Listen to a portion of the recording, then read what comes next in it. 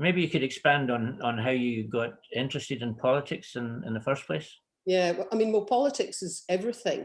You know, people, I think, who say, oh, I'm not interested in politics, when you say to them, but are you interested in how the tax you're required to pay is spent and what it's spent on? Are you interested in the fact that we try and have a safe society that has a rule of law? And of course, they always say, well, yes, of course I'm interested in that. Yes, therefore you're interested in politics. But for me, it was the first independence referendum that made me drop everything and get involved full time.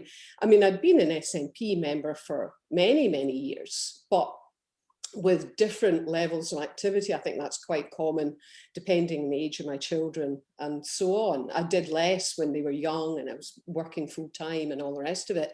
But when I was quite young, I think I was about 17, I went and toured around the Highlands and Islands supporting Winnie Ewing in her bid to get re-elected with other young students, one of whom was John Swinney. So I've known him a long time.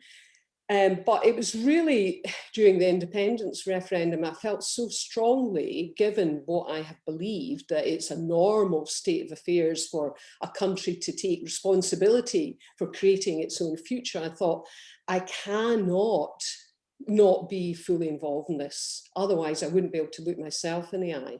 So I remember putting down my pen and saying, I'm just going to be absolutely totally involved in it, and really stopped everything I was doing. And I've been asked to join the board of Business for Scotland.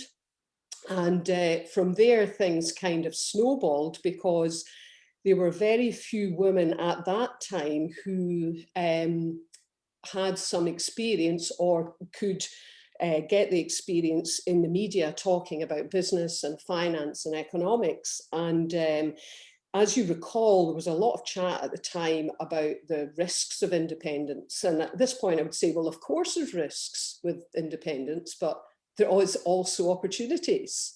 And if you're going to have a proper grown-up discussion, you can't just talk about the risks, you have to talk about the opportunities. And I started using a lot of analogies about, you know, if Scotland is our business, how do we choose to run our business? What sort of choices would we be making? I suppose that kind of links with Scotland's future, Scotland's choices.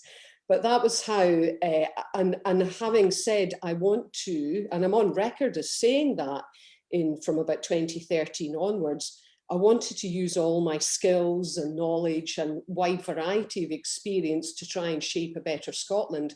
Having made that promise, well, that was a promise I made to me, so I can't go back, you know, and I still feel exactly the same way.